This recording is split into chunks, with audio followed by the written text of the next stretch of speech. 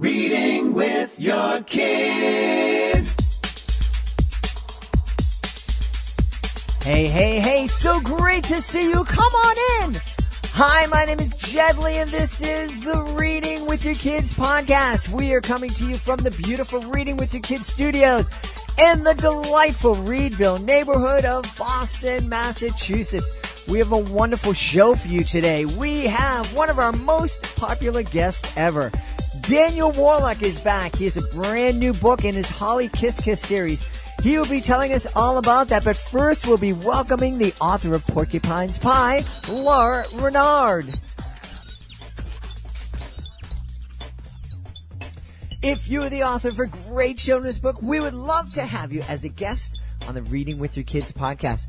And if you're the author of a great children's book, you are also the head of your business. That's right. And your business is the business of selling your great children's book. And you want to do it right.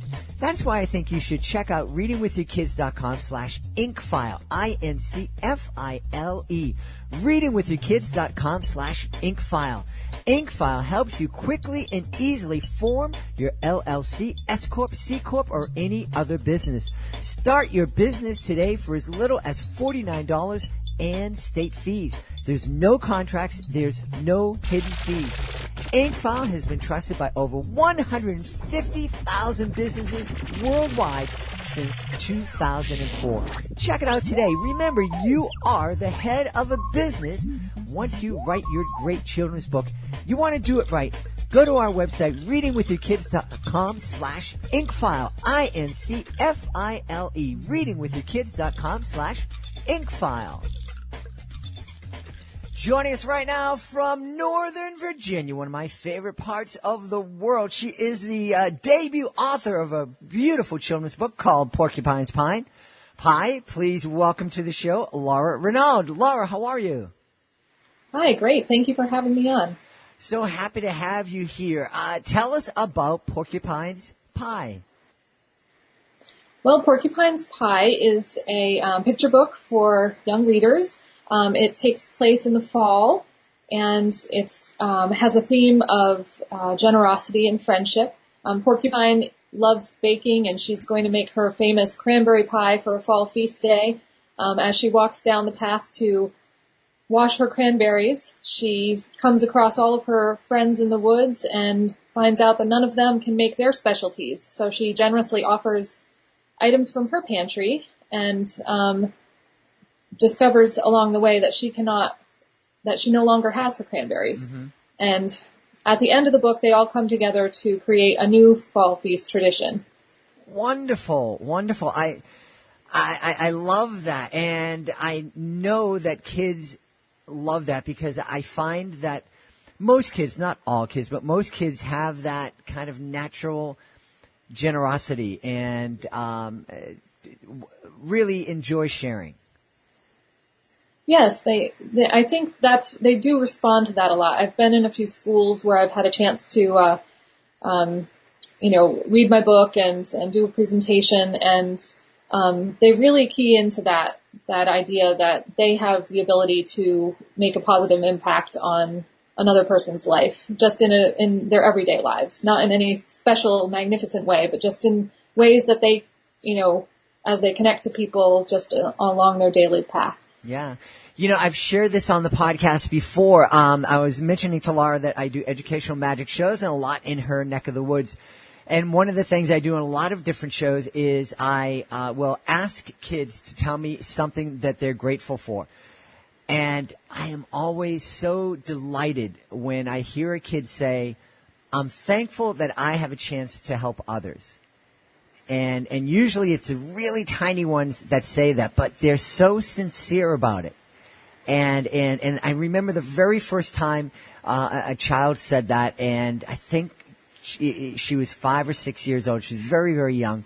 And I actually thought I misheard her. But she's like, no, I'm thankful that I get to help others. And I think that's a beautiful thing. That's lovely. I really love hearing stories like that. Yeah. So what inspired you to write Porcupine Pie? I enjoy doing the Story Storm Challenge that Tara Lazar offers through her website. A number of years ago, it was called Picture Book Idea Month, and that's a way that I collect ideas that I dip into my notebook all year long. And there was one day when there was the guest blogger was Tammy Sauer, and she recommended trying a how-to book. And that day I jotted in my notebook, how to make a porcupine pie. And so it started with a title. I really loved this alliteration of Porcupine's Pie. And so from there I started brainstorming, and with the title I had my main character, and I came up with the way that, the way that it ends, where all the friends are creating something new together. And then the middle sort of fell into place after that. I really think that you should, if you have it, I think you should take 3 copies of your book and send one to the White House, one to the Senate, and one to Congress, because we're living in a time right now where the adults could really learn this lesson, to kind of sit down and let go of their own petty little things and just work together to help everyone and to create some new solutions to these problems that we've been fighting over forever. That would be a really interesting experiment. And at the end of my book, I have a pie recipe, so we could add on a little baking to go along with it. That was one of the questions I was going to ask. Is there actually a porcupine's pie, or the recipe for the porcupine's pie? Yes, it becomes a friendship pie by the end of the story, and so that's what it's called at the end. And there is a recipe in the back. I was thankful enough to have a little test kitchen with my family and friends, and the best recipe went into the back of the book. Great. Now, this is your debut book, but writing obviously isn't something that you just picked up. This has been a passion of yours for a while. True. Yes. I've been working toward this for a little over 10 years. And from the initial idea, which was in 2014, to when it came out in 2018, it was a 4-year journey just for this one story. So it definitely takes commitment and perseverance to make it in the Kidlit world. But it's well worth it, especially when I get to see my book in the hands of children. Yeah. How is that, by the way? What are the reactions of the kids when they're reading your book? They really, like connecting with the animals that are in the story. Porcupine is the main character, but there's also squirrel, bear, and doe. And they, are surprised by what happens. The hurt cranberries get lost along the way. And then they go back and look even more closely, because then they can notice that they are falling out page by page out of her pail. So it's depending on the age of the child, it's really fun to see how they connect with it on different levels. Mm-hmm. Now, beyond the lesson of sharing and friendship, are there any other conversations that you think families can have as they're reading Porcupine's Pie over and over and over again? Because I know, my kids would just love make me read this book over and over again just to hear me stumble over the title. Yeah, there's, one of the things that I love to do with students when I'm visiting classrooms is thinking about how, there's 4 characters and there's 4 seasons, and this one takes place in the fall with Porcupine as the main character. It'd be a fun family activity even to say, what book do you think would come next? What season could we set a new story in? What character could be the main character of that story? And, I've had students come up with, Springtime Doe's Donuts would be the title of that book, so it's a fun experiment to have, that as part of a read aloud as well. Yeah, I love that idea of inspiring kids and families to create stories together. I think it's great exercise in creativity, but it's also a real wonderful way for families to bond together, and it's a great memory that they can look back on. Sure. Yeah. Do you have now Porcupine Pie was a 4-year effort for you. I'm imagining that you just didn't focus on Porcupine Pie during that time. There are other projects that you're working on, and maybe we can look forward to seeing in the future. Yes, actually, I have another book coming out in early 2020. It's a nonfiction picture book biography about Fred Rogers, who's Mr. Rogers' Neighborhood fame. It's called Fred's Big Feelings: The Life and Legacy of Mr. Rogers, and that'll be published by Athenaeum. I'm, always have multiple manuscripts going, so I've got a few other things. One about a robot bunny, and another one that has to do with making friends in school, and so if those ever go anywhere, then maybe we'll have another conversation in the future about a different book. That sounds great. Well, I'm fascinated with Mr. Rogers. He's somebody I grew up with and have very fond memories of. Are there any insights that you discovered that perhaps we are not aware of? One of the tidbits that I learned that I found fascinating was his earliest TV show was the Children's Corner, which took in Pittsburgh. That was the first public television station in the country, and he was not ever on in front of the camera. He did everything behind the scenes. He was a musician, so he wrote all the music. He played the organ, and he did all the puppets and the puppet voices, which was true in Mr. Rogers' Neighborhood as well. But his tradition of putting on sneakers at the beginning of the show that we're familiar with came from the Children's Corner, because he physically had to run quietly behind the set, because it was a live show, and so he ended up changing into sneakers so that he wouldn't make as much noise behind it, and it turned into this iconic moment that we remember. So I thought that was a really, fun little fact to learn along the way. Absolutely. Well, that's certainly something to look forward to. Now, is there a way for folks to sign up for a newsletter or anything like that so they can be the first ones to pre-order that book and so they'll be aware of any other new projects that you're coming out with? Absolutely. My website is just my name, laurarenauld.com. And there are links on that to both the newsletter that I send out periodically and my blog, which nothing's on a regular schedule, but things come out once in a while. Excellent. So laurarenauld.com, Renauld, laurarenauld.com. And the book, the Porcupine Pie, that's available. I know there are links on your website for it. And is it also available on Amazon and all the regular places? It is, yes. That's wonderful. Well, I want to thank you for being with us today. This is excellent. We want to encourage everybody to check out Porcupine Pie. Beautiful book, beautiful illustrations, and a wonderful story about friendship and sharing. Laura Renauld has been our guest tonight. Thank you so much for being on the show, Laura. Thank you so much for having me, Jed. We are looking for a few great schools to host our all-new in-school experience, Reading with Your Kids Live.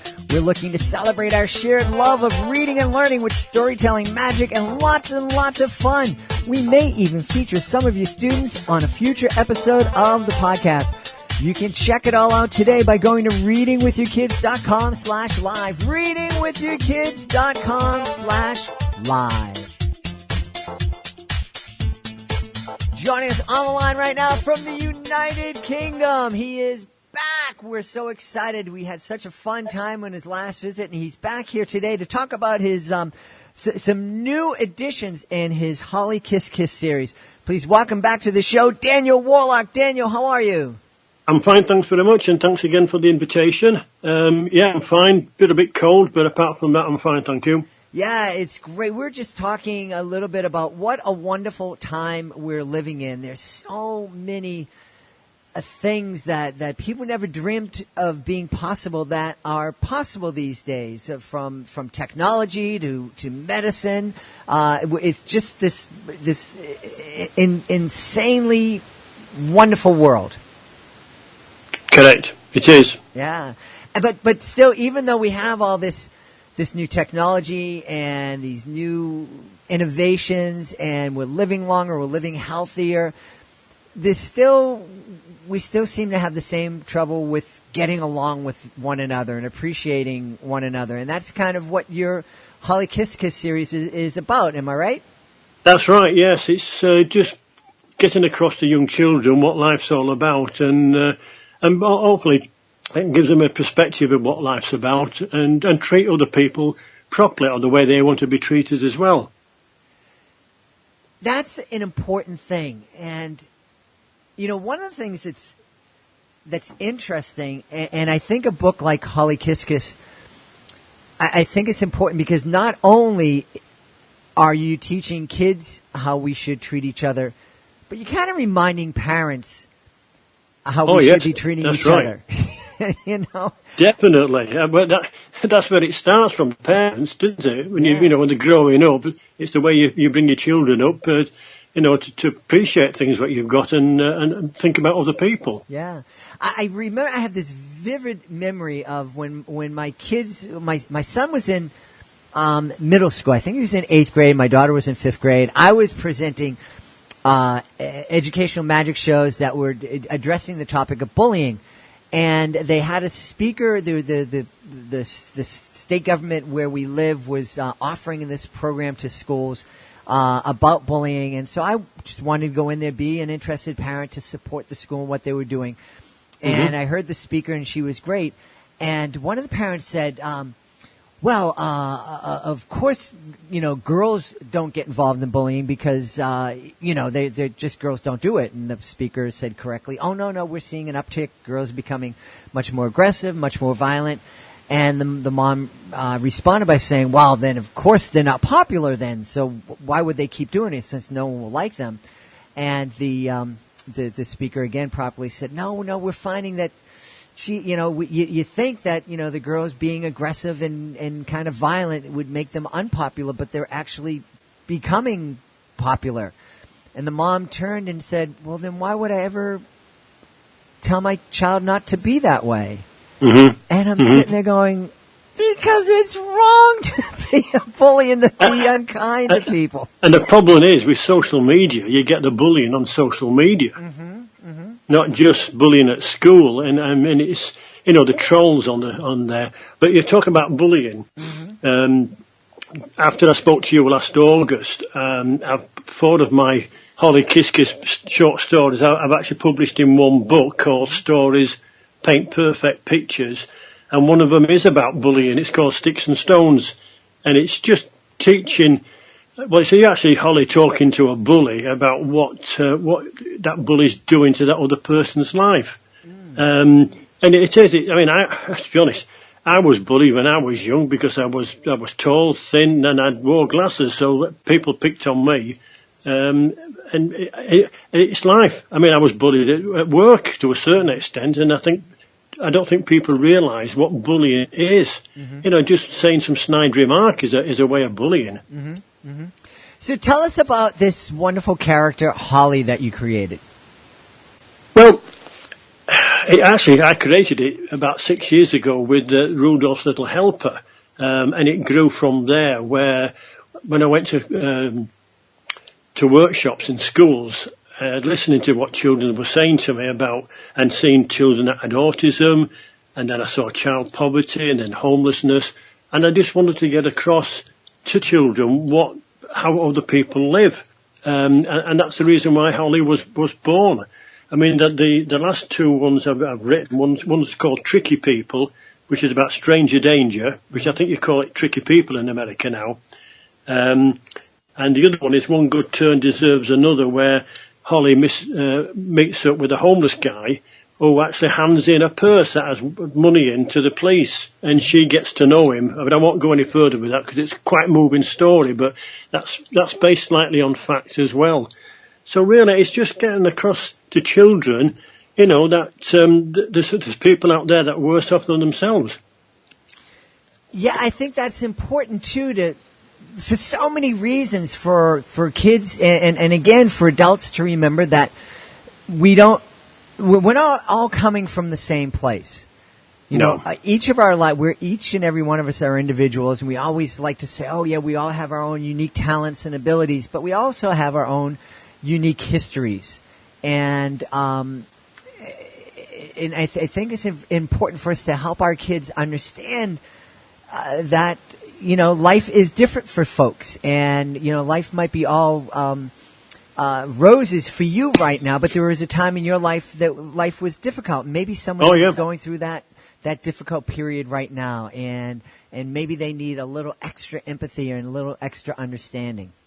Oh, yeah, definitely. I mean, when I go to these workshops and I talk to them and read some of the stories, I mean, they come back to me and say, you know, I didn't realise how difficult it is for a child to have autism, and didn't realise there was children, you know, sleeping in cars with their families. And I mean, homelessness around this area is getting pretty bad at the moment. Right. I mean, I can't imagine what it's like sleeping out in the cold. It's, you know, and you've just got to just think to yourself, you know, there's people in worse positions than yourself. Mm-hmm. Mm-hmm. Yeah, I just returned from a trip to Los Angeles, and my wife and I run a ministry that serve homeless here in Boston.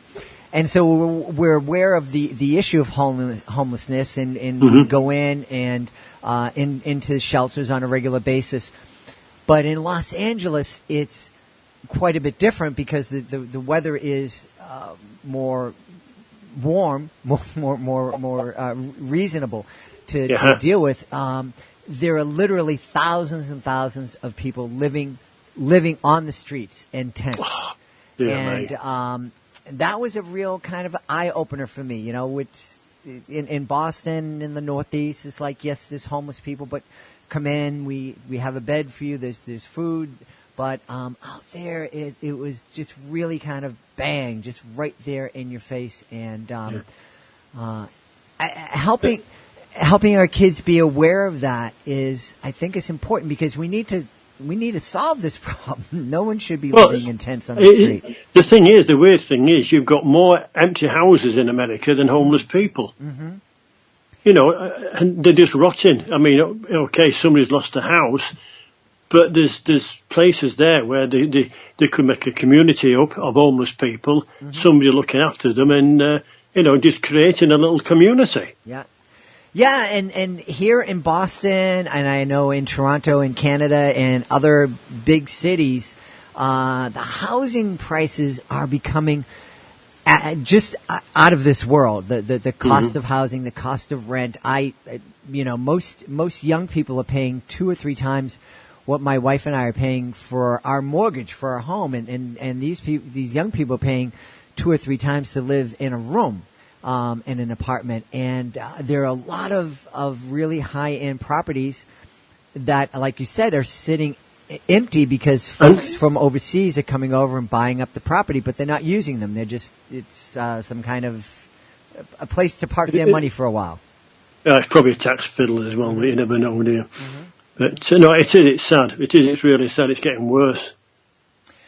How is it that you were inspired to? I know you were seeing kids, but just the whole idea of creating a series for kids to help kids develop this empathy for others. Was there more than just the experiences of you meeting these kids? Well, it actually started. The Rudolph's Little Helper was an idea that I had for a long time, but Holly just grew really from when I started working for the Autistic Society nearly 3 years ago now, meeting children, you know, with autism. Everyone's different, and then from there, I just heard about child poverty and homelessness and bullying, and all different things. And I just thought, well, if I can just write short stories for them to read and let them understand what is going on around them, and it just grew from there. To be honest with you, I mean, I was actually fortunate for Rudolph's Little Helper. It's been actually given a stamp of excellence by the Sparkler Princess in America, who did a book trailer for me before Christmas, and that's on my Facebook page. So that went down pretty well, and I've had a lot of response regarding Rudolph's Little Helper. It's the only one, well, apart from Stories Paint Perfect Pictures, Rudolph's is the only one in paperback I'd love to get every single one of my Holly books into picture books, but it's quite expensive, Jed, is that, when you're an independent author. What was it that inspired you to go the independent route at this time in your life? Well, I tried to get the publishers. I mean, I've had publishers being in touch with me and offer me book deals, but they wanted $2,000 or $3,000, and I thought, well, I'm not. If they think my work's good enough, I shouldn't have to pay for it. But the thing, going back a step, I mean, Leap Year, I self-published with a company in America, and then the Christmas Presents was published by a company in Bradford, but they've gone bust now. And then somebody said, why don't you do Amazon? It doesn't cost anything. You've just got to get somebody to do the editing. And I thought, well, if it's on Amazon, at least it's out there. It's out there for people to read them and look at them and enjoy them, and I hope they are. Mm-hmm. Yeah. What kind of response are you getting, not only from the Holly books, but from all your books?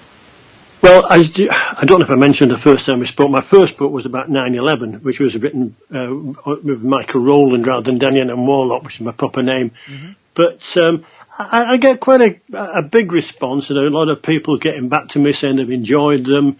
But I get more enjoyment when I go to see schools and they see my books and I read my books, and then they buy them and they say how fantastic they are. I actually did a workshop in November last year in London. It was my sister-in-law's school invited me down, so I went down there for 2 days, and it was with some autistic children.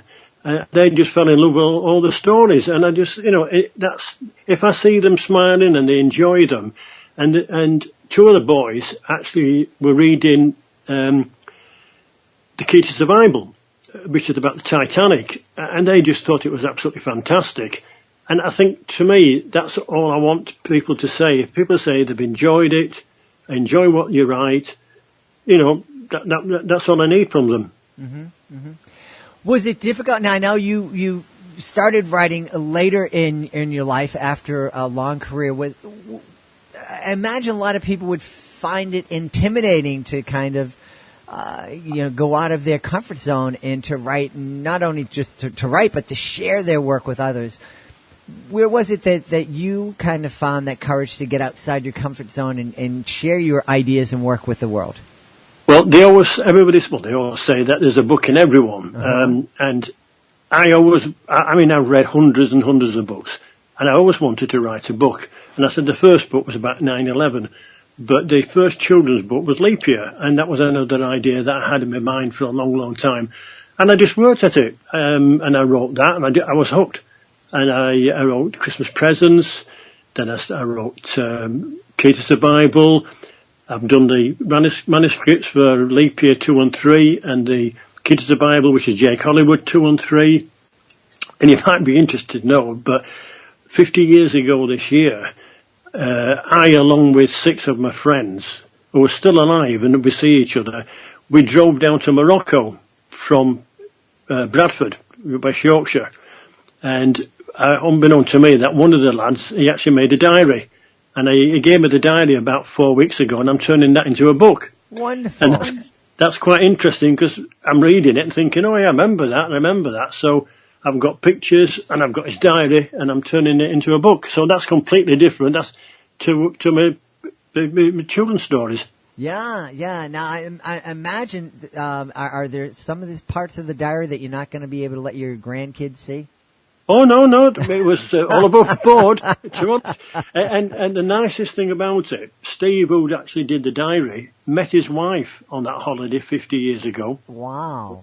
Yeah, and when we got back in 1969, he used to travel to Scotland as often as possible, and he was married in 1971. So they're still together after all these years, and all the others, apart from one, who we don't know where he's disappeared to, but they're all with the partners, and I say we meet 2 or 3 times a year. That's wonderful. I love that, and I'm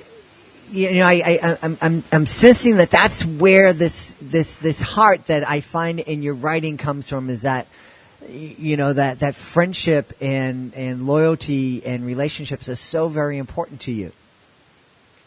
But it is. Yeah, I mean, I've got two sons in the 40s and 2 grandchildren, and to me, I'm just a big kid. I don't want to grow up. You know, as far as I'm concerned, in the eyes of a child, the world's a magical place, and that's the reason why I didn't grow up. Mm-hmm. And I don't want to grow up, because if I'm writing stories for children, I want to be in their zone, if you know what I mean. Sure. Absolutely.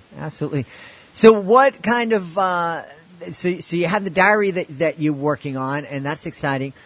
Are there more Holly Kiss stories coming down the line, or are you working on some new characters for kids? Well, I've got a lot of things in the line. I've started another Holly one, mm-hmm. which is I've nearly finished it. What happens is she goes for a walk with a friend, and they can't use the mobile phones. Nobody can use the mobile phones. There's a sunstorm, and for 48 hours people can't communicate. And I'm just trying to get across to children what it's like having to, live a life where there's no mobile phones, because I think they're just taking over the world.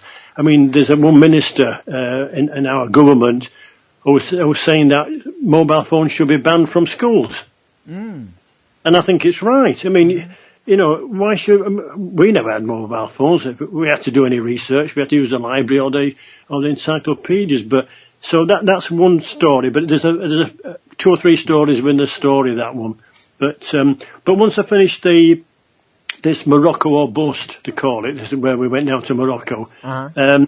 I'm going to work on the manuscripts for the other novels rather than short stories, and try and get them published as well. Wonderful. Well, there's so much going on, and I know people are going to want to know where they can connect with you, so they can be the first to know when these new works come out. So tell us where folks can connect with you online. Well, my website is www.danielmwarlock.com. My Facebook is facebook.com/michael.rowland.790, and Rowland is ROWLAND. So if they just keep on watching on that, and it's there, and also every single book's on Amazon. And there's 17 books on Amazon now. Wow. And 10 of the Holly books are on the Kindle Unlimited, so they can download for free. Oh, that's wonderful. And that really is, I know some people out there might go, well, yeah, I don't want to read this, but I want to support him. I don't want to read this for free. So I'll just wait until I can afford to buy it and put it on my wish list. But hey, you're actually reading through Kindle Unlimited is very helpful to authors. Definitely. Yeah. Absolutely, definitely. And the only thing is, which I like people to, is just leave a review, mm-hmm. because, Amazon, you move up the charts. I mean, Rudolph's Little Helper, I was really surprised. 2 weeks before Christmas, it was number 43 in the top 100 in the children's picture books. That's wonderful. Wonderful. That's fantastic. Well, we were talking today a little bit about the new Holly Kiss stories. The book 4 is available with all sorts of short stories, and there's so many more beautiful works of love and story that our guest Daniel Warlock, also known as Michael Rowland, has created. Check out his website, DanielMWarlock.com. Hey, Daniel, thanks so much for being with us today. Thank you very much for the invite, and I hope everything goes well with your ice skating tomorrow. Please be sure to join us for the next edition of the Reading with Your Kids podcast. Our guest will be Evelyn Bookless. She'll be here to tell us about her wonderful book, Captain Green and the Plastic Scene. Hey, we want to thank Laura Renauld for being here today, and we also want to thank our friend Daniel Warlock, and of course, we want to thank you. Thank you so much for taking the time to join us today, and as always, thank you so much for making the world a better place by reading with your kids. I'll be looking to you in the next edition of the Reading with Your Kids podcast. This episode of the Reading with Your Kids podcast is brought to you by Jedley's award-winning children's book, The Great Maritini. A very long time ago, there was a boy named Sam who liked to do his magic tricks, and he was quite the ham. Maritini, the best magician of his age. But his greatest feat took place far away from any stage.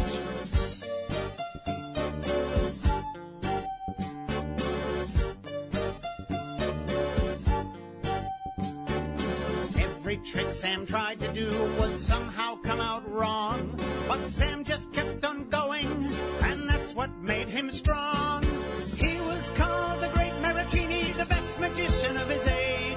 But his greatest feat took place far away from any stage.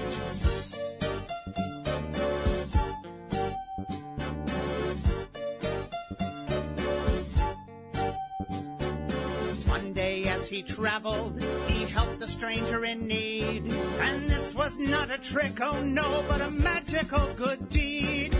He was called the Great Maritini, the best magician of his age. But his greatest feat took place far away from any stage. He was called the Great Maritini, the best magician of his age. But his greatest feat took place far away from any stage. To get your autographed copy of the giant bilingual edition of The Great Maritini, please visit greatmaritini.com.